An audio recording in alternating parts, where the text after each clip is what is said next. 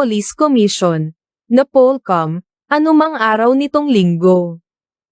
Ang pinuno ng pambansang pulisya ay dapat humawak sa posisyon na ito, at maaari lamang itong ilipat kapag ang kasalukuyang may hawak ay nagretiro o umalis sa pwesto.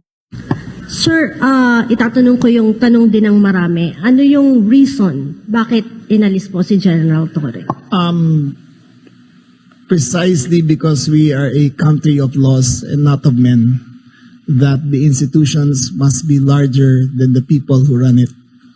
And in this case, the President saw it necessary that the institution of the PNP and the NAPOCOM be upheld as according to the spirit of the law as it was created. Sir, may connection ba ito doon sa... Ito na yan. Follow up na lang, sir. Okay. Last na, sorry. Sir, Salamat din sa mga naawa sa akin. Ngunit hinihiling ko sa inyo, huwag niyo akong kaawaan. In spite of my abrupt removal as Chief of the Philippine National Police, okay po ako.